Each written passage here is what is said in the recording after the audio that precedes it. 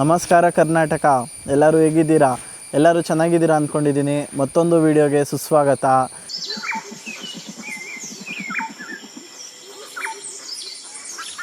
ನಿಮಗೆ ಗೊತ್ತಿರ್ಬೋದು, ನಾನು ಈಗ ಶಿವಮೊಗ್ಗದಲ್ಲಿದ್ದೀನಿ. ಬಂದಿರೋ ಜಾಗ ಬಂದು ಕವಲೇದುರ್ಗ ಕೋಟೆ ಅಥವಾ ಕವಲೇದುರ್ಗ ದೇವಸ್ಥಾನ. ಈ ಜಾಗ ಬೆಂಗಳೂರಿಂದ ಸುಮಾರು 347 ಕಿಲೋಮೀಟರ್ ದೂರದಲ್ಲಿದೆ ಮತ್ತು ಶಿವಮೊಗ್ಗದಿಂದ 81 ಕಿಲೋಮೀಟರ್ ದೂರದಲ್ಲಿದೆ. ಈ ಕವಲೇದುರ್ಗ ಕೋಟೆಗೆ ತುಂಬ ಹಳೆಯದಾದ ಇತಿಹಾಸ ಇದೆ. ಇದು 9ನೇ ಶತಮಾನದಲ್ಲಿ ಸ್ಥಾಪಿಸಲಾಗಿದ್ದು ಮತ್ತು ಕೋಟೆ ಜೊತೆ ಶಿವಾಜಿ ಮಹಾರಾಜ ಕತೆ ಕೂಡ ಒಳಗೊಂಡಿದೆ. ಬನ್ನಿ, ಇವತ್ತು ಇದೇ ಕವಲೇದುರ್ಗ ಕೋಟೆ ಹಿಸ್ಟ್ರಿ ನಾನು ನಿಮಗೆ ತಿಳಿಸ್ತಾ ಹೋಗ್ತೀನಿ. ನಾವು ಬೆಳಿಗ್ಗೆ ಬೇಗ ಬಂದಿರೋದ್ರಿಂದ ಬೈಕ್ ಪಾರ್ಕಿಂಗ್ ಫೀಸ್ ಕೂಡ ಪೇ ಮಾಡಲಿಲ್ಲ. ಅವರು ಲೇಟಾಗಿ ಬರ್ತಾರೆ ಅನಿಸುತ್ತೆ. ನಾವು 8ಗೆಲ್ಲ ಬಂದಿದ್ವಿ. ನಮ್ಮ ಥರ ಬೇರೆ ಟೂರಿಸ್ಟರ್ಸ್ ಬಂದಿದ್ದರು.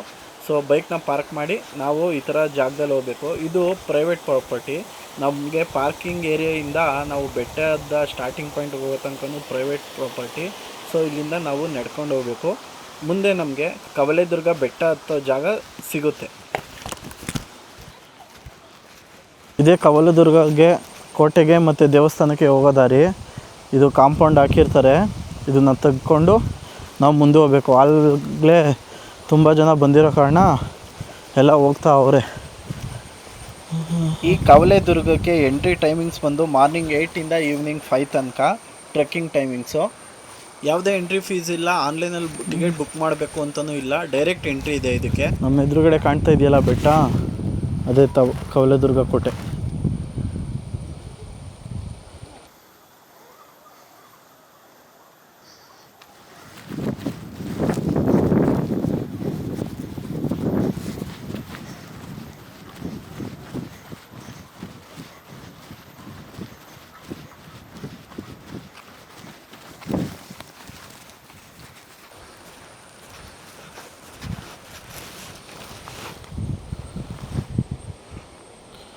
ನೋಡಿ, ಕೋಟೆ ತುದಿ ಕಾಣುತ್ತೆ ನಮಗೆ.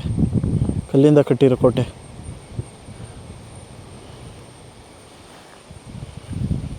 ಬೆಟ್ಟದ ಮೇಲೆ ನಮಗೆ ಎಲ್ಲೂ ನೀರು ಅಥವಾ ಫುಡ್ ಸಿಗಲ್ಲ. ನಮಗೆ ಏನೇ ಬೇಕು ಅಂದರೂ ನಾವು ಕೆಳಗಡೆಯಿಂದನೇ ಕ್ಯಾರಿ ಮಾಡಬೇಕು. ಮತ್ತು ಇದು ಮಲೆನಾಡು ಭಾಗ ಆಗಿರೋದ್ರಿಂದ ಯಾವಾಗಂದ್ರೆ ಅವಾಗ ಮಳೆ ಬಂದ್ಬಿಡುತ್ತೆ. ಎಮರ್ಜೆನ್ಸಿಗೆ ಒಂದು ಅಂಬ್ರೆಲಾ ಕ್ಯಾರಿ ಮಾಡೋದು ತುಂಬ ಒಳ್ಳೆಯದು. ಟ್ರೆಕ್ಕಿಂಗ್ ಕೂಡ ಏನು ತುಂಬ ಕಷ್ಟ ಇಲ್ಲ. ನಾವು ಆರಾಮಾಗಿ ಹೋಗ್ಬೋದು. ನಾರ್ಮಲ್ ಬೆಟ್ಟ ಹತ್ತೋ ಥರ ಸ್ಟೆಪ್ಸ್ ಎಲ್ಲ ಮಾಡಿದ್ದಾರೆ. ಅದ್ರ ಮುಖಾಂತರ ಹತ್ಕೊಂಡು ಹೋಗಬೇಕು. 2.5 ಕಿಲೋಮೀಟರ್ಸ್ ಟ್ರೆಕ್ ಆಗುತ್ತೆ ಕೆಳಗಡೆಯಿಂದ ಮೇಲ್ಗಡೆ ನಾವು ಫೋರ್ಟ್ಗೆ ಹೋಗೋ ತನಕ. ಈ ಕವಲೇದುರ್ಗ ಕೋಟೆಯ ಇತಿಹಾಸವನ್ನು ಒಂದೊಂದಾಗಿ ನಾನು ನಿಮಗೆ ತಿಳಿಸ್ತಾ ಹೋಗ್ತೀನಿ. ಬನ್ನಿ ಹೋಗೋಣ. ಇದೇ ಎಂಟ್ರಿ ಪಾಯಿಂಟು. ಕೆಳಗಡೆ ಒಂದು ಹೊಲ ಸಿಗುತ್ತೆ ನಮಗೆ. ಆ ಹೊಲದಿಂದ ಬಂದರೆ ನೋಡಿ, ಇದು ಎಂಟ್ರಿ ಪಾಯಿಂಟ್. ನಮಗೆ ಇಲ್ಲಿಂದ ಮೇಲೆ ಹೋಗಬೇಕು. ಇಲ್ಲಿಂದ ಒಂದು 2 ಕಿಲೋಮೀಟರ್ ವಾಕ್ ಮಾಡ್ಕೊಂಡು ಹೋದರೆ ನಮಗೆ ಕವಲೇದುರ್ಗ ಕೋಟೆ ಸಿಗುತ್ತೆ.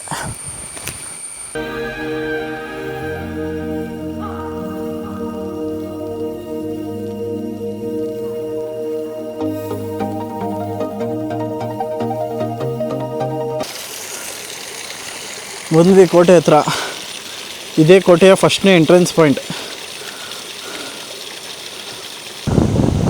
ಕೋಟೆ ಎಂಟ್ರೆನ್ಸ್ ಬಾಗ್ಲಲ್ಲೇ ಇಲ್ಲಿ ಜರಿ ಹರಿತೈತೆ. ನೋಡ್ಬೋದು ನೀರು ಹೆಂಗೆ ಹೋಗ್ತೈತೆ ಅಂತ. ಈಗಲೇ ಹಿಂಗೆ ಹರಿತಾ ಇದೆ ಅಂದರೆ ಇನ್ನು ಆಗಿನ ಕಾಲದಲ್ಲಿ ಇನ್ಯಾವ ರೀತಿ ಹರಿತಾಯಿತ್ತು ಅಂತ ನಾವು ತಿಳ್ಕೊಬೋದು.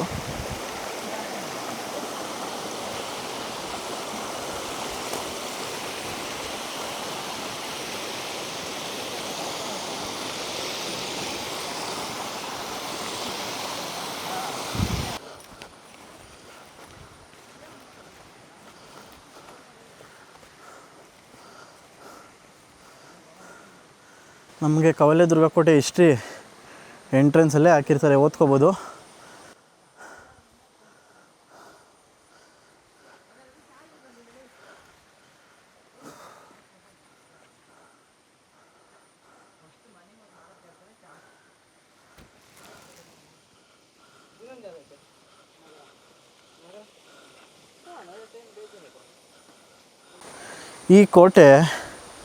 ಈ ಕೋಟೆಗೆ ಹೆಸರು ಕಪಿಲೇದುರ್ಗ ಅಂತ ಏನಕ್ಕೆ ಬಂತು ಅಂದರೆ, ಅದಕ್ಕೆ ಒಂದು ಉದಾಹರಣೆ ಇದೆ. ಇಲ್ಲಿನ ಸ್ಥಳೀಯರು ಹೇಳೋ ಪ್ರಕಾರ ಮೊದಲು ಇಲ್ಲಿ ಕಂದು ಬಣ್ಣದ ಹಸುಗಳ್ನ ಸಾಕ್ತಾಯಿದ್ರಂತೆ. ಅದಕ್ಕೆ ಇದನ್ನು ಕಂದು ಕೋಟೆ ಅಂತ ಕರೀತಾಯಿದ್ರು. ಮತ್ತು ಕೆಳದಿ ರಾಜರ ಸಂಸ್ಥಾನ ಈ ಕೋಟೆ ಆಗಿತ್ತು. ಆ ಕೆಳದಿ ರಾಜರ ಸೈನಿಕರು ಯಾವಾಗಲೂ ಈ ಕೋಟೆನ ಕಾವಲು ಕಾಯ್ತಾನೇ ಇದ್ರಂತೆ. ಅದಕ್ಕೆ ಇದನ್ನು ಕಾವಲು ಕೋಟೆ ಅಂತಲೂ ಕರೆದ್ರು. ಅದು ಕಾಲಾನಂತರ ಉಚ್ಚಾರಣೆಯಲ್ಲಿ ಬದಲಾಗಿ ಕಪಿಲ ದುರ್ಗ ಕೋಟೆ ಆಗಿ ಬದಲಾವಣೆ ಆಗಿದೆ. ಮತ್ತು ನನ್ನ ಹಿಂದೆ ನೋಡ್ಬೋದು, ಇದು ಮೊದಲನೇ ಹೆಬ್ಬಾಗಿಲು. ಈ ಕೋಟೆಗೆ ಹೋಗಬೇಕು ಅಂದರೆ ನಮಗೆ ಒಟ್ಟು 4 ಹೆಬ್ಬಾಗಿಲು ಸಿಗುತ್ತೆ. ಆಗಿನ ಕಾಲದ ಸೆಕ್ಯೂರಿಟಿ ಎಷ್ಟು ಟೈಟಾಗಿತ್ತು ಅಂತ ನಾವು ಇದರಿಂದ ತಿಳ್ಕೊಬೋದು. ನೋಡಿ, ಇದೇ ಅದ್ರ ಮೊದಲನೇ ಹೆಬ್ಬಾಗಿಲು.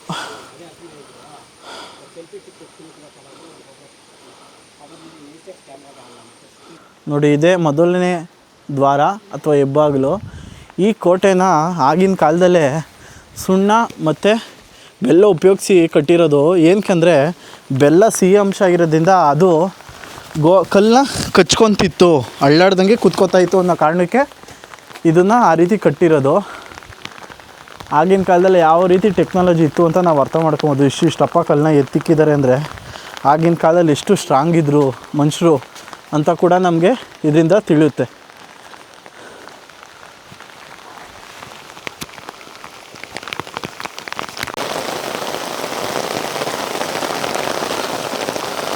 ನಾವು ಬೆಟ್ಟ ಹತ್ತುತ್ತಿರ್ಬೇಕಾದ್ರೆ ಮಳೆ ಬರ್ತಾಯಿತ್ತು.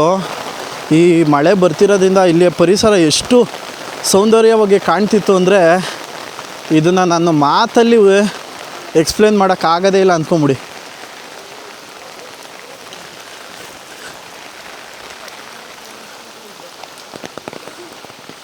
ನೋಡಿ, ಅದೇ ಮೊದಲನೇ ಹೆಬ್ಬಾಗಿಲು ದ್ವಾರ.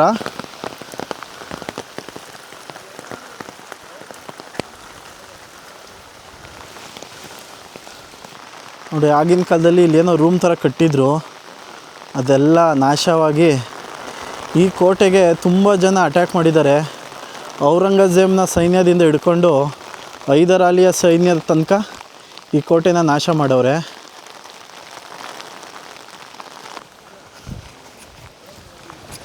ಇನ್ನೊಂದು ದ್ವಾರ ಸಿಕ್ತು ಈಗ.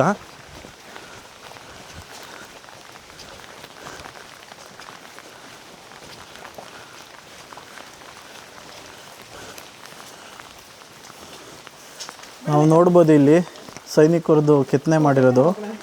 ಆಗ ಚೆಕ್ ಮಾಡಿ ಇಲ್ಲಿ ಒಳಗಡೆ ಬಿಡ್ತಾಯಿದ್ರಂತೆ. ಈ ದ್ವಾರದಲ್ಲಿ ಚೆಕ್ ಮಾಡಿ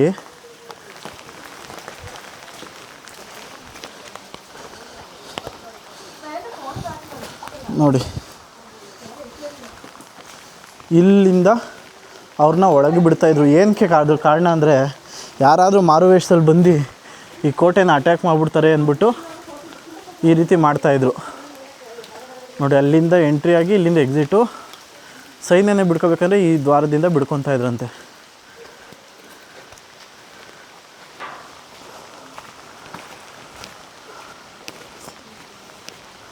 ಕವಲೇದುರ್ಗನ ನಾವು ಮಳೆಗಾಲದಲ್ಲೇ ನೋಡಬೇಕು. ಏಕೆಂದರೆ ಇಲ್ಲಿ ಮಳೆಗಾಲದಲ್ಲಿ ತುಂಬ ಚೆನ್ನಾಗಿರುತ್ತೆ ಇಲ್ಲಿನ ಪ್ರಕೃತಿ ಸೌಂದರ್ಯ.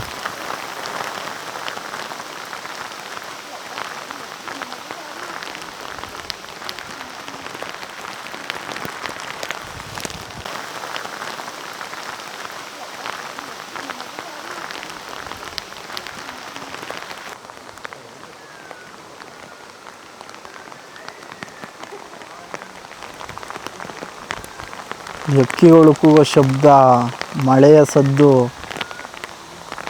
ನೋಡಿ ಏನು ಚೆನ್ನಾಗಿ ಕೇಳಿಸಿದೆ.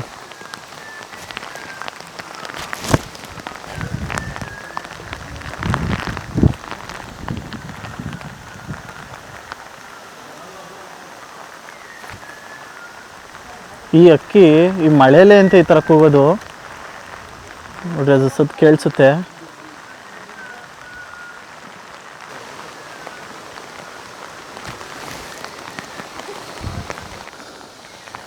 ಇದು ನೋಡಿ, ಮತ್ತೆ ನಮಗೆ ಇನ್ನೊಂದು ದ್ವಾರ ಸಿಕ್ತು.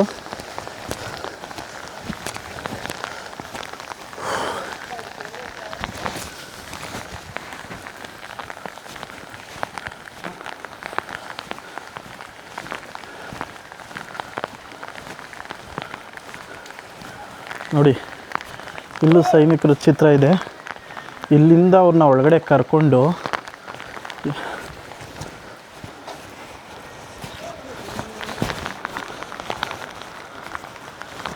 ಇಲ್ಲಿಂದ ಅವ್ರನ್ನ ಆಚೆ ಬಿಡ್ತಾಯಿದ್ರು. ಈ ಕೋಟೆ ವರ್ಷದಲ್ಲಿ ಕೆಲವು ಸಲ ಮಾತ್ರ ಓಪನ್ ಆಗ್ತಿತ್ತಂತೆ. ಅದು ಯುದ್ಧ ನಡೆಯೋ ಸಮಯದಲ್ಲಿ, ಅಥವಾ ಏನಾದರೂ ಎಮರ್ಜೆನ್ಸಿ ಇರೋ ಸಮಯದಲ್ಲಿ, ಅಥವಾ ರೇಷನ್ಗಳು ಅವನ್ನೆಲ್ಲ ಕೋಟೆ ಒಳಗಡೆ ತಗೊಂಡೋಗೋ ಸಮಯದಲ್ಲಿ. ಆಗಿನ ಕಾಲದಲ್ಲಿ ಈ ಕೋಟೆ ಒಳಗಡೆ ಒಂದು ಸಂಸ್ಥಾನ ಬೆಳೆದಿತ್ತು, ಹೆಸರು ಮಾಡಿತ್ತು, ತುಂಬ ವಿಶಾಲವಾಗಿ ಸಾಮ್ರಾಜ್ಯ ಕೂಡ ವಿಸ್ತರಣೆ ಮಾಡಿತ್ತು.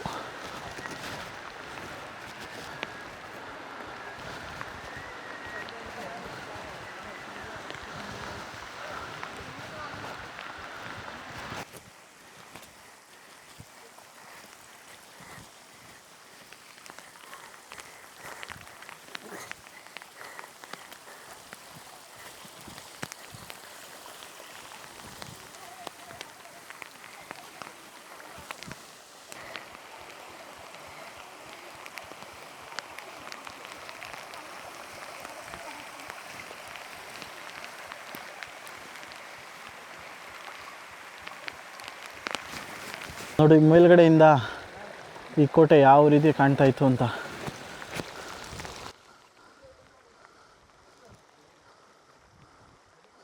ಅವ್ರು ಚೆಕ್ ಮಾಡ್ತಾ ಇದು ದ್ವಾರ, 3ನೇ ದ್ವಾರ ಅದು. ವಾ,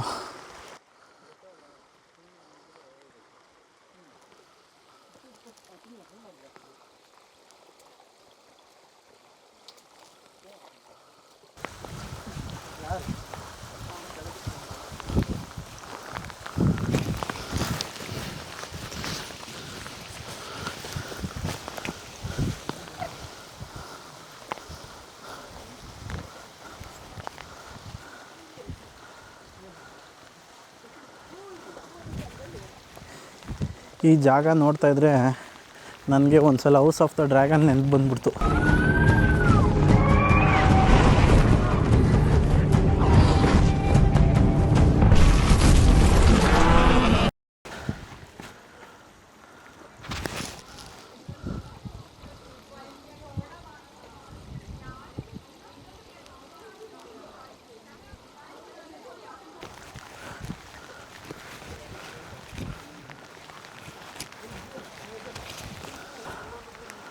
ಮಲೆನಾಡಿನ ಸೌಂದರ್ಯವೇ ಒಂಥರ ಸುಂದರ, ಮಾತಲ್ಲಿ ವರ್ಣಿಸೋಕ್ಕಾಗಲ್ಲ.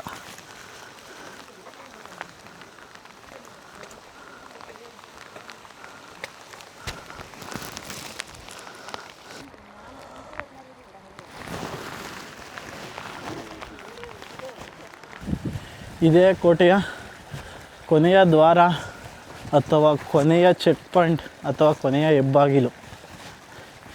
ಇದರಿಂದ ಒಳಗಡೆ ಹೋದರೆ ನಮಗೆ ಕಳದಿ ಸಂಸ್ಥಾನದ ನೆನಪುಗಳು ಸಿಗುತ್ತೆ. ನೋಡಿ ಸೈನಿಕರೊಂದು ಕೆತ್ತನೆ. ಇಲ್ಲಿಂದ ಅವ್ರನ್ನ ಒಳಗಡೆ ಕರ್ಕೊಂಡು ಮೇನ್ ಎಂಟ್ರೆನ್ಸಲ್ಲಿ ಬಿಡ್ತಾ ಇರಲಿಲ್ಲ.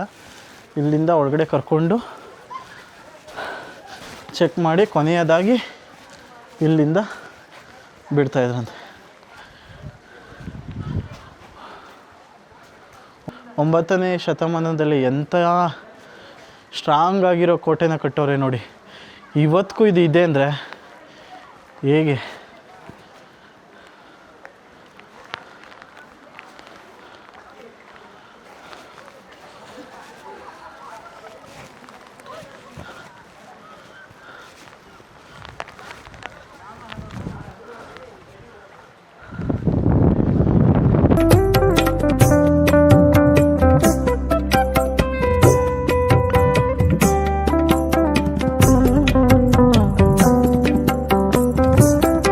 ಕೋಟೆ ಮೇಲಿಂದ ನಾವು ಇಷ್ಟೊತ್ತಂದು ಕತ್ಕೊಂಬಂದ್ವಲ್ಲ, ಕೆಳಗಿನ ದಾರಿ, ಚೆಕ್ ಪಾಯಿಂಟ್ ಎಲ್ಲ ಯಾವ ರೀತಿ ಕಾಣುತ್ತೆ ನೋಡಿ.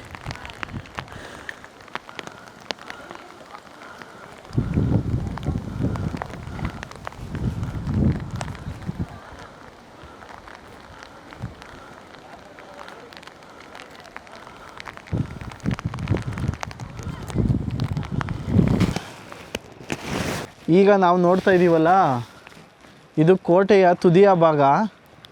ಆಗಿನ ಕಾಲದಲ್ಲಿ ಸೈನಿಕರು ಇಲ್ಲಿ ನಿಂತ್ಕೊಂಡು ಕಾವಲು ಕಾಯ್ತಾಯಿದ್ರು. ಅಂದರೆ ಇಲ್ಲಿ ಕೆಳಗಡೆ ಎಲ್ಲನೂ ನಮಗೆ ಇಲ್ಲಿ ಕೆಳಗಡೆ ನಮಗೆಲ್ಲನೂ ಕ್ಲೀನಾಗಿ ಕಾಣಿಸುತ್ತೆ. ಕಾವಲು ಕಾಯ್ತಿದ್ದಂಥ ಜಾಗ ಇದು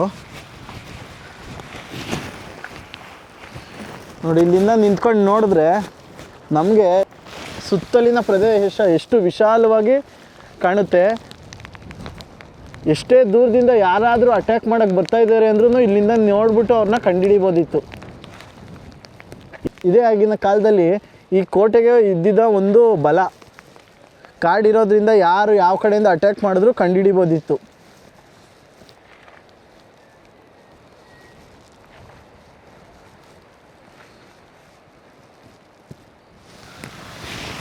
ಕೈಯೇ ನೋವು ಬಂದ್ಬಿಡ್ತು.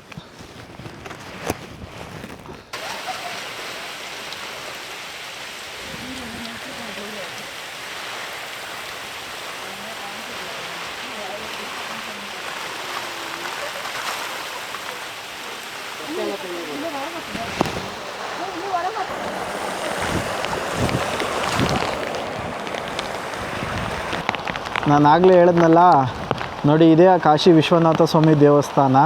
ಈ ದೇವಸ್ಥಾನದ ವಿಶೇಷತೆ ಏನಂದರೆ ಇಲ್ಲಿ 2 ಗರುಡಗಂಬ ಇದೆ. ಇಡೀ ಭಾರತದಲ್ಲಿ 2 ದೇವಸ್ಥಾನದಲ್ಲಿ ಈ ಥರ ಶಿವನ ದೇವಸ್ಥಾನದಲ್ಲಿ ಅಥವಾ ಯಾವುದೇ ದೇವಸ್ಥಾನದಲ್ಲಾಗಿರಲಿ 2 ಗರುಡಗಂಬ ಇರೋದು. ಒಂದು ಕಾಶಿಯಲ್ಲಿರುವ ಕಾಶಿ ವಿಶ್ವನಾಥ ಸ್ವಾಮಿ ದೇವಸ್ಥಾನದಲ್ಲಿ, ಇನ್ನೊಂದು ನಮ್ಮ ಕವಲೇದುರ್ಗದಲ್ಲಿರುವ ವಿಶ್ವನಾಥ ಸ್ವಾಮಿ ದೇವಸ್ಥಾನದಲ್ಲಿ. ನೋಡಿ, ಇದು ದೇವಸ್ಥಾನ ಒಳಗಡೆ ಹೋಗೋ ಎಂಟ್ರಿ. ಸಖತ್ ಮಳೆ ಬರ್ತಿದೆ, ಆದ್ದರಿಂದ ಎಲ್ಲರೂ ಅಲ್ಲಿ ನಿಂತಿದ್ದಾರೆ. ಇನ್ನೊಂದು ವಿಷಯ ಏನಂದರೆ ಇದು ತುಂಬ ಪ್ರಮುಖವಾಗಿರೋ ದೇವಸ್ಥಾನ ನಮ್ಮ ಭಾರತದಲ್ಲಿ. ಆದರೆ ಸದ್ಯಕ್ಕೆ ಇಲ್ಲಿ ಪೂಜೆ ನಡೆಸ್ತಾ ಇಲ್ಲ ಅಷ್ಟೇ. ನಾವು ಇಲ್ಲಿ ಎಲ್ಲ ಶೂ ಚಪ್ಪಲಿ ಆಗಿರ್ಬೋದು, ಪಾದರಕ್ಷೆಗಳನ್ನ ಆಚೆನೇ ಬಿಟ್ಟು ಒಳಗಡೆನೇ ಹೋಗಬೇಕು. ಯಾರಾದರೂ ಈ ವಿಡಿಯೋ ನೋಡ್ತಿರೋರಾದರೂ ಅಷ್ಟೇ, ನೀವು ನೆಕ್ಸ್ಟ್ ಸಲ ಇಲ್ಲಿಗೆ ಕವಲೇದುರ್ಗದಲ್ಲಿರುವ ದೇವಸ್ಥಾನಕ್ಕೆ ಬಂದರೆ ಇಲ್ಲಿ ಚಪ್ಪಲಿಗಳನ್ನ ಮಾತ್ರ ದಯವಿಟ್ಟು ಹಾಕ್ಕೊಂಡು ಹೋಗ್ಬಿಡಿ ಯಾರೂ, ದೇವಸ್ಥಾನದ ಒಳಗೆ ಮಾತ್ರ. ಬನ್ನಿ ಇವಾಗ ದೇವಸ್ಥಾನದ ಒಳಗಡೆ ಹೋಗೋಣ. ದೇವಸ್ಥಾನದ ಒಳಗಡೆ ಏನೇನಿದೆ ಅಂತ ನಾನು ತೋರಿಸ್ತೀನಿ.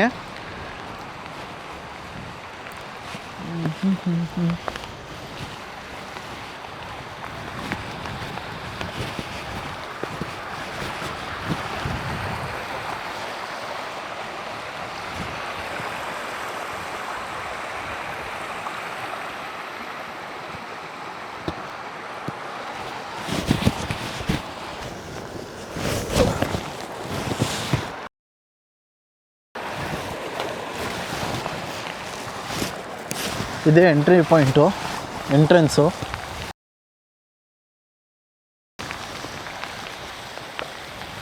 ನೋಡಿ, ಗರುಡಗಂಬ 2 ಗರುಡಗಂಬ ಇದೆ ದೇವಸ್ಥಾನದ ಮುಂದೆ.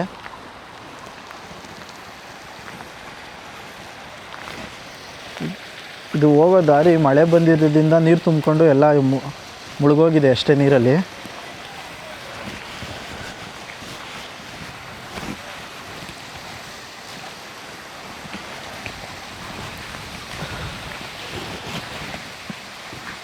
ಇದು ದೇವಸ್ಥಾನದ ಆಚೆಗಡೆ ಇರುವಂಥ ಜಾಗ. ನೋಡಿ, 2 ಗರುಡಗಂಬ.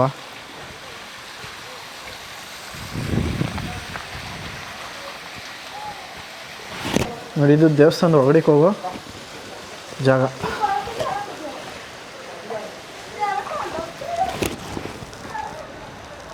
ನೋಡಿ, ಆಗಿನ ಕಾಲದಲ್ಲೇ ನಮ್ಮ ಪೂರ್ವಜರು ಎಷ್ಟು ಸುಂದರವಾದ ದೇವಸ್ಥಾನ ನಿರ್ಮಿಸಿದ್ದಾರೆ ಅಂತ.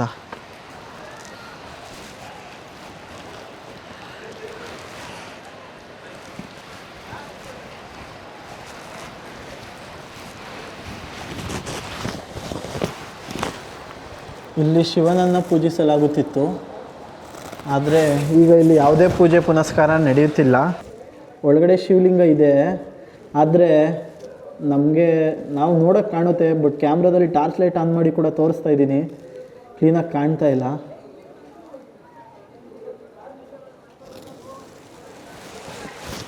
ನಾನು ನಿಮ್ಗಾಗಲೇ ಹೇಳ್ದಂಗೆ ಈ ದೇವಸ್ಥಾನದಲ್ಲಿ ಯಾವುದೇ ರೀತಿ ಪೂಜೆಗಳು ನಡೀತಾ ಇಲ್ಲ. ಆದರೆ ಈ ದೇವಸ್ಥಾನದ ಸುತ್ತ ಕೆತ್ತನೆ ಮಾಡಿದ್ದಾರೆ ಕಲ್ಲಿಂದ. ನೋಡಿ ನಾವು ನೋಡ್ಬೋದು, ಯುದ್ಧ ಮಾಡ್ತಾ ಇರೋ ಕೆತ್ತನೆ, ಸೈನಿಕ ಅಥವಾ ರಾಜ ಕುದುರೆ ಓಡಿಸ್ಕೊಂಡು ಹೋಗ್ತಿರೋ ಕೆತ್ತನೆ, ಇಲ್ಲಿ ಸರ್ಪಗಳ ಕೆತ್ತನೆ, ಆನೆಗಳು ಯುದ್ಧ ಮಾಡ್ತಿರೋ ರೀತಿ, ಯುದ್ಧದ ತರಬೇತಿ ಮಾಡ್ತಿರೋ ರೀತಿ ಕೆತ್ತನೆ. ಇದು ಒಂದೊಂದು ಕೆತ್ತನೆಯಿಂದ ಕೂಡ ಒಂದೊಂದು ಕಥೆ ಇದೆ. ಈ ಸರ್ಪ ನೋಡಿ, ಈ ಸರ್ಪ ಸೂರ್ಯ ಅಥವಾ ಚಂದ್ರನ ನುಂಗಕ್ಕೆ ಹೋಗ್ತಾ ಇರೋ ಥರ. ಇದರ ಅರ್ಥ ಏನಂದರೆ ಗ್ರಹಣದ್ದು ಇಲ್ಲಿ ನಮಗೆ ವಿಸ್ತಾರವಾಗಿ ಹೇಳಿದ್ದಾರೆ. ನೋಡಿ ಗೋಡೆ ಮೇಲೆಲ್ಲ ಇಲ್ಲಿ ಮೀನಿನ ಕೆತ್ತನೆ, ಸರ್ಪದ ಕೆತ್ತನೆ. ಈ ಸರ್ಪದ ಕೆತ್ತನೆ ಹಿಂದೆ ಒಂದು ವಿಶೇಷತೆ ಇದೆ. ಏನಂದರೆ ಈ ದೇವಸ್ಥಾನ ಕಟ್ಟಬೇಕಾದ್ರೆ ಇಲ್ಲಿ ಸರ್ಪಗಳು ಬಂದು ತುಂಬ ತೊಂದರೆ ಕೊಡ್ತಾ ಇದ್ವಂತೆ. ಯಾವಾಗ ಈ ಸರ್ಪದ ಕೆತ್ತನೆ ಕೂಡ ಗೋಡೆ ಮೇಲೆ ಕೆತ್ತಿದಾಗ ಅವಾಗಿಂದ ಇಲ್ಲಿ ದೇವಸ್ಥಾನ ಕಟ್ಟಬೇಕಾದ್ರೆ ಯಾವುದೇ ಸರ್ಪಗಳು ಬಂದು ತೊಂದರೆ ಮಾಡಲಿಲ್ಲ ಅಂತ ಕೂಡ ಹೇಳ್ತಾರೆ. ನೋಡಿ ಇಲ್ಲಿ ಮೀನಿನ ಕೆತ್ತನೆ,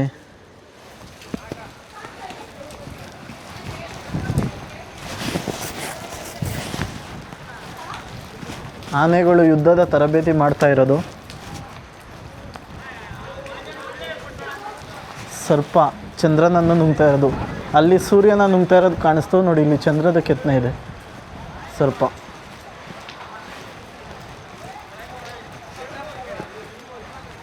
ಕುದುರೆ ಮೇಲೆ ಸೈನಿಕ ಯುದ್ಧದ ತರಬೇತಿ ಮಾಡ್ತಾ ಇರೋದು, ಇಲ್ಲಿ ಸೈನಿಕರು ಯುದ್ಧ ಮಾಡ್ತಾ ಇರೋ ರೀತಿ ಕೆತ್ತನೆ. ನೋಡಿ ಇದೇ ಸರ್ಪದ ಕೆತ್ತನೆ. ನಾನು ಹೇಳಿದ್ನಲ್ಲ ಆಗಲೇ, ಸರ್ಪಗಳು ತೊಂದರೆ ಕೊಡ್ತಾಯಿದ್ದವು ಅಂತ. ಈ ಥರ ಕೆತ್ತನೆ ಮಾಡಿದ್ಮೇಲೆ ಅವುಗಳ ತೊಂದರೆ ಕಡಿಮೆ ಆಯ್ತಂತೆ.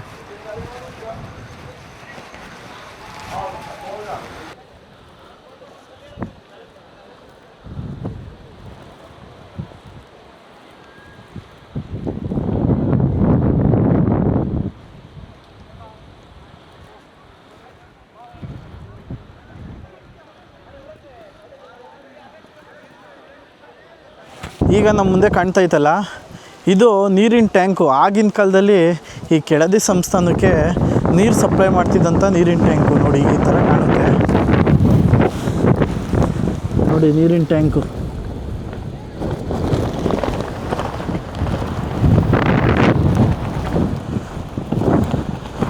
ನಮ್ಮ ಜನ ಆಗಿನ ಕಾಲದಲ್ಲಿ ಇನ್ನೆಷ್ಟು ಸಿವಿಲೈಸೇಷನ್ನ ಕಲ್ತಿದ್ರು ಅನ್ನೋದಕ್ಕೆ ಇದೊಂದು ನಮಗೆ ಉದಾಹರಣೆ.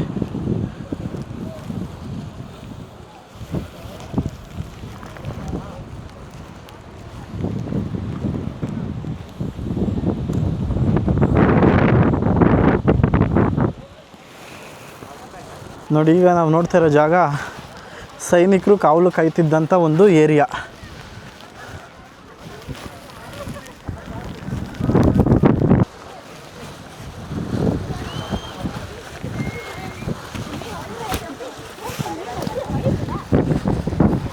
ಕಾಶಿ ವಿಶ್ವನಾಥ ಸ್ವಾಮಿ ದೇವಸ್ಥಾನ ಪಕ್ಕದಲ್ಲೇ ಒಂದು ಸಣ್ಣದಾಗಿರೋ ಒಂದು ಬಂಡೆ ಐತೆ. ಈ ಬಂಡೆ ಮೇಲೆ ಒಂದು ಸಣ್ಣದು ದೇವ್ರ ಗುಡಿ ಮಾಡಿದ್ದಾರೆ. ಏನದು ನೋಡೋಣ ಅಂತ ಹತ್ಕೊಂಡು ಹೋಗ್ತಿದ್ರೆ ಈ ಬೆಟ್ಟ ನೋಡ್ತಿದ್ದಂಗೆ, ಅಂದರೆ ಈ ಗುಡ್ಡ ನೋಡ್ತಿದ್ದಂಗೆ ನಮಗೆ ಅನ್ಸೋದೇನೆಂದರೆ ಇದು ಎಷ್ಟು ವರ್ಷದ ಹಳೇದು ಅಂತ ಅನಿಸುತ್ತೆ ನಮಗೆ. ಏನಕ್ಕಂದರೆ ಮಳೆ ನೀರು ಉಯ್ದು, ಮಳೆ ನೀರು ಹರಿದು ಎಷ್ಟು ಬೆಟ್ಟ ಸಾವ್ದಿದೆ ಅಂದರೆ ಅರ್ಥ ಮಾಡ್ಕೊಳ್ಳಿ ಇನ್ನು ಎಷ್ಟು ವರ್ಷಗಳ ಹಿಂದೆ ಈ ಬೆಟ್ಟ ರಚನೆ ಆಗಿದೆ ಅಂತ. ಈ ಮೇಲ್ಗಡೆ ದೇವಸ್ಥಾನದಲ್ಲಿ ಒಂದು ಸಣ್ಣ ದೇವರ ಮೂರ್ತಿ ಇಟ್ಟಿದ್ದಾರೆ.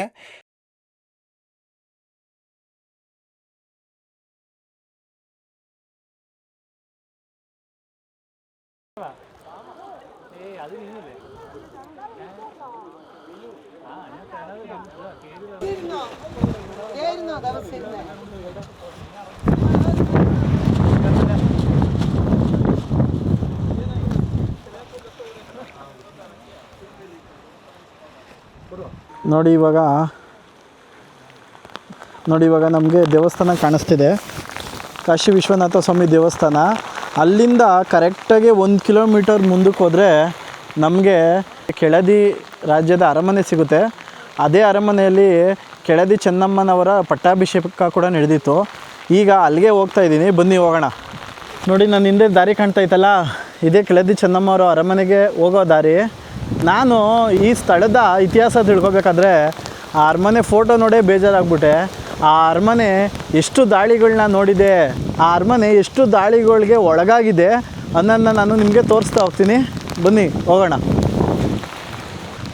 ನೋಡಿ ನನ್ನ ಹಿಂದೆ ಕಾಣ್ತಿದೆಯಲ್ಲ ಹೆಬ್ಬಾಗ್ಲು, ಅದೇ ಕೆಳದಿ ಚೆನ್ನಮ್ಮನವರ ಅರಮನೆ. ಅದ್ರ ಮುಂದೆನೇ ಒಂದು ನಂದಿ ಇದೆ. ಸಾಮಾನ್ಯವಾಗಿ ನೋಡಿ ಈ ನಂದಿ ಮುಖ ಮಾಡಿರೋದು ಅರಮನೆ ಎದುರುಗಡೆಗೆ. ಸಾಮಾನ್ಯವಾಗಿ ನಂದಿ ಯಾವತ್ತೂ ಶಿವನ ದೇವಸ್ಥಾನ ಎದುರುಗಡೆ ಇರುತ್ತೆ. ಇಲ್ಲಿ ಶಿವನ ದೇವಸ್ಥಾನ ಇತ್ತೋ ಇಲ್ವೋ ಗೊತ್ತಿಲ್ಲ. ಇದು ಅರಮನೆ ಎದುರುಗಡೆ ಮಾತ್ರ ಮುಖ ಮಾಡಿ ಕುಂತಿದೆ. ಇದೇ ಕೆಳದಿ ಚೆನ್ನಮ್ಮನವರ ಅರಮನೆಯ ಹೆಬ್ಬಾಗಿಲು ಅಥವಾ ದ್ವಾರ ಬಾಗಿಲು.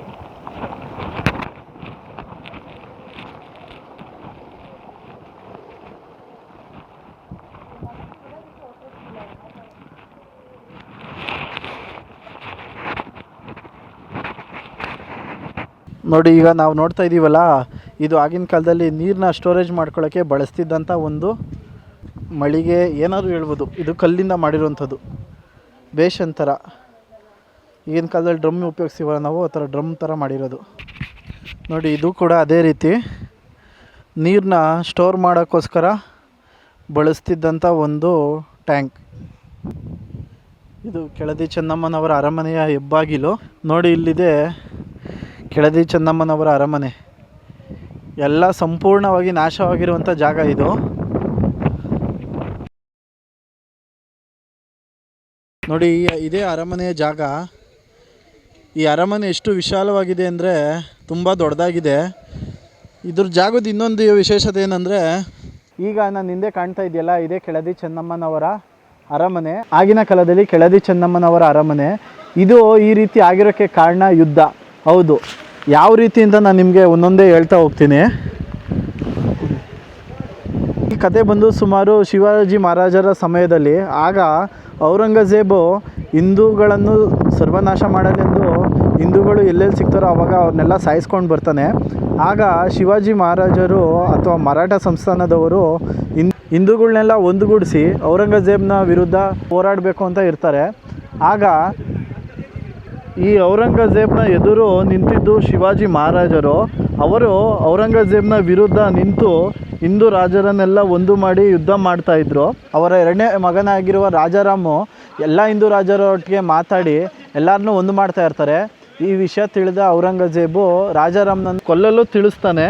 ಆಗ ಮರಾಠ ಸಂಸ್ಥಾನದಿಂದ ರಾಜಾರಾಮ್ ಅವರು ತಮಿಳುನಾಡಿನಲ್ಲಿರುವ ಸೆಂಜಿ ಫೋರ್ಟ್ಗೆ ಹೋಗಬೇಕು ಅಂತ ಬರ್ತಾ ಇರ್ತಾರೆ. ಆಗ ಇಲ್ಲಿ ಕೆಳದಿ ಚೆನ್ನಮ್ಮನವರ ಸಂಸ್ಥಾನಕ್ಕೆ ಬಂದು, ನಾವೆಲ್ಲ ಈ ಥರ ಯುದ್ಧ ಮಾಡ್ತಾಯಿದ್ದೀವಿ, ನನಗೆ ಸಹಾಯ ಮಾಡೋರು ಸೆಂಜಿ ಫೋರ್ಟ್ನಲ್ಲಿದ್ದಾರೆ, ನನಗೆ ಅಲ್ಲಿ ಕಳಿಸ್ಕೊಡೋಕ್ಕಾಗುತ್ತಾ ಅಂತ ಕೇಳಿದಾಗ ಕೋರಿಕೆಯನ್ನು ಒಪ್ಕೊಂಡ ಕೆಳದಿ ಚೆನ್ನಮ್ಮನವರು ತಮ್ಮ ಆಪ್ತ ಸೈನಿಕರನ್ನು ರಾಜಾರಾಮ್ರೊಟ್ಟಿಗೆ ಕಳಿಸಿ ಅವರನ್ನು ಸಂಜಿ ಫೋರ್ಟ್ಗೆ ತಲುಪಿಸ್ತಾರೆ. ಈ ವಿಷಯ ತಿಳಿದ ಔರಂಗಜೇಬು ಕೋಪನಾಗಿ ಕೆಳದಿ ರಾಜ್ಯವನ್ನು ಸರ್ವನಾಶ ಮಾಡಲೆಂದು ಅವರ ಮೇಲೆ ಯುದ್ಧ ಮಾಡಿ ಈಗ ಈ ರೀತಿ ಆಗಿದೆ. ಮತ್ತು ಹಲವು ಬಾರಿ ಹೈದರಾಲಿಯ ದಾಳಿಯಿಂದ ಕೂಡ ಇದೆಲ್ಲ ಸರ್ವನಾಶ ಆಗಿದೆ ಅಂತ ಹೇಳ್ತಾರೆ. ಮತ್ತು ನಮ್ಮ ಸ್ವತಂತ್ರದ ನಂತರ ನಮ್ಮ ಭಾರತ ಸರ್ಕಾರ ಆಗಿರ್ಬೋದು ಅಥವಾ ನಮ್ಮ ಕರ್ನಾಟಕ ಸರ್ಕಾರ ಆಗಿರ್ಬೋದು, ಆರ್ಕಿಯಾಲಜಿಕಲ್ ಡಿಪಾರ್ಟ್ಮೆಂಟ್ ಅವರು ಈ ಸ್ಥಳನ ಮತ್ತೆ ಅಭಿವೃದ್ಧಿ ಪಡಿಸ್ಬೇಕು ಅಂತ ಪ್ರಯತ್ನ ಪಡ್ತಾರೆ. ನೋಡಿ ನಮಗೆ ಇಲ್ಲಿ ಕಾಣುತ್ತೆ ಒಂದು ಕಲ್ಲಿನ ನಡುವೆ ಕಂಬಿ ಇದೆಯಲ್ಲ, ಇದ್ರ ಮೇಲೆ ಪಿಲ್ಲರ್ನ ನಿಲ್ಲಿಸಿರ್ತಾರೆ. ಆದರೆ ಅವರು ಬೆಳಿಗ್ಗೆ ಬಂದು ಕೆಲಸ ಮಾಡೋದ್ಮೇಲೆ ತಿರ್ಗಾ ಮರುದಿನ ಬೆಳಿಗ್ಗೆ ಬಂದು ನೋಡಿದಾಗ ಪಿಲ್ಲರೆಲ್ಲ ಬಿದ್ದೋಗಿರುತ್ತೆ. ನೋಡಿ ಕೆಳದಿ ಚೆನ್ನಮ್ಮನವರ ಅರಮನೆ ಎಷ್ಟು ವಿಶಾಲವಾಗಿತ್ತು ಅಂದರೆ, ಇದನ್ನು ಇಷ್ಟು ಹಾಳು ಮಾಡಿದ್ದಾರೆ ಅಂದರೆ ಅವ್ರಿಗೆ ಎಷ್ಟು ದ್ವೇಷ ಇತ್ತು ಈ ಸಂಸ್ಥಾನದ ಮೇಲೆ ಅನ್ನೋದು ಗೊತ್ತಾಗುತ್ತೆ. ನೋಡಿ ಇದು ಅರಮನೆ ಸುತ್ತ ಕಟ್ಟಿರುವಂಥ ಕೋಟೆ. ಇದು ಹಳ್ಳ, ಇಲ್ಲಿ ನೀರಿರ್ತಿತ್ತು ಅನಿಸುತ್ತೆ.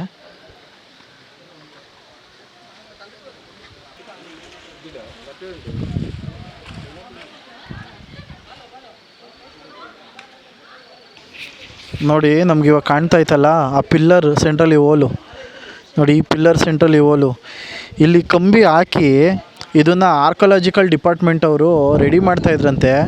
ಆದರೆ ಅವರು ಬೆಳಿಗ್ಗೆ ಇದನ್ನೆಲ್ಲ ನಿಲ್ಲಿಸಿ ಹೋದರೆ ಅವ್ರು ತಿರ್ಗಾ ನಾಳೆ ಬೆಳಿಗ್ಗೆ ಬರೋಷ್ಟರಲ್ಲಿ ಇದನ್ನು ನೋಡಿ ಕೆಲವೊಂದು ನಿಂತಿದೆ, ತಿರ್ಗಾ ಅವ್ರು ಬೆಳಿಗ್ಗೆ ಬಂದು ನೋಡೋಷ್ಟರಲ್ಲಿ ಇದನ್ನು ಕೆಡಬಿಡ್ತಾಯಿದ್ರಂತೆ. ಈ ಜನದ ಮನಸ್ಥಿತಿ ಎಷ್ಟು ಕ್ರೂರವಾಗಿದೆ ಅನ್ನೋದನ್ನ ನಾವಿಲ್ಲಿ ಅರ್ಥ ಮಾಡ್ಕೋಬೋದು. ಅದು ಯಾರು ಬೀಳಿಸ್ತಾಯಿದ್ರು ಅನ್ನೋದು ಮಾತ್ರ ಗೊತ್ತಿಲ್ಲ. ನೋಡಿ ಕೆಲವೊಂದು ಪಿಲ್ಲರ್ ನಿಂತಿದೆ, ಕೆಲವೊಂದು ಬೀಳಿಸ್ಬಿಟ್ಟಿದ್ದಾರೆ. ಅದೇನು ಅವರು ಮಜಕ್ಕೋಸ್ಕರ ಬೀಳಿಸಿದ್ರು ಅಥವಾ ಬೇರೆ ಏನಾದರೂ ಕಾರಣದಿಂದ ಬೀಳಿಸಿದ್ರು ಅನ್ನೋದು ಗೊತ್ತಿಲ್ಲ.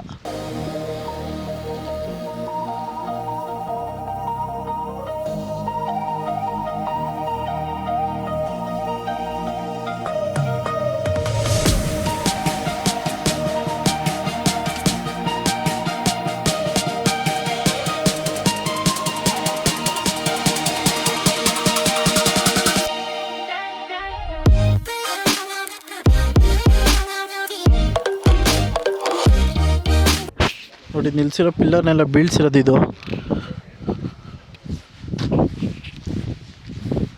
ನೋಡಿ ಅರಮನೆ ಹಿಂದೆ ಒಂದು ಕಲ್ಯಾಣಿ ಕೂಡ ಇದೆ. ಅರಮನೇಲಿ ಇರೋರಿಗೆ ಆಗಿನ ಕಾಲದಲ್ಲಿ ನೀರು ಇಲ್ಲಿಂದನೇ ಉಪಯೋಗಿಸ್ತಿದ್ರು ಅನಿಸುತ್ತೆ.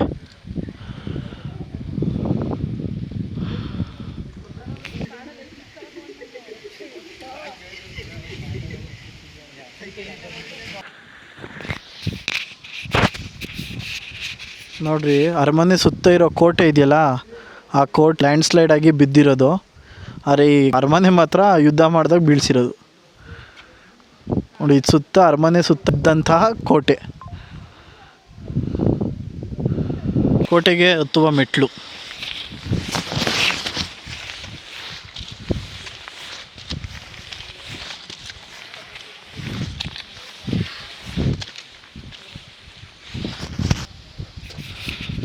ನೋಡಿ ಇಲ್ಲಿಂದ ನಮಗೆ ಕೆಳದಿ ಚೆನ್ನಮ್ಮನವರ ಅರಮನೆ, ಕಲ್ಯಾಣಿ, ಅರಮನೆ ಸುತ್ತ ಇದ್ದಂಥ ಕೋಟೆ ಎಲ್ಲ ಕಾಣುತ್ತೆ. ಅರಮನೆ ಕೋಟೆ ಮೇಲಿಂದ ನೋಡಿದ್ರೆ ನಮಗೆ ಈ ರೀತಿ ಕಾಣುತ್ತೆ.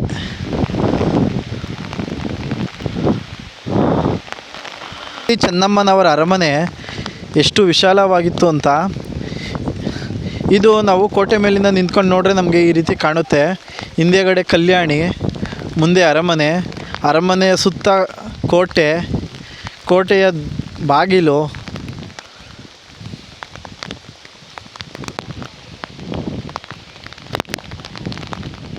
ಇದಾಗಿತ್ತು ಇವತ್ತಿನ ನನ್ನ ವಿಡಿಯೋ. ಇದೇ ರೀತಿ ಇನ್ಫಾರ್ಮೇಟಿವ್ ವೀಡಿಯೋಸ್ಗಾಗಿ ನನ್ನ ಚಾನಲ್ನ ಫಾಲೋ ಮಾಡಿ ಮತ್ತು ಸಬ್ಸ್ಕ್ರೈಬ್ ಮಾಡಿ.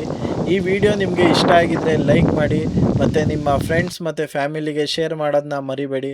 ಮತ್ತೊಮ್ಮೆ ಇನ್ನೊಂದು ವಿಡಿಯೋದಲ್ಲಿ ಸಿಗೋಣ. ಅಲ್ಲಿ ತನಕ ಥ್ಯಾಂಕ್ ಯು ಆ್ಯಂಡ್ ಬಾಯ್.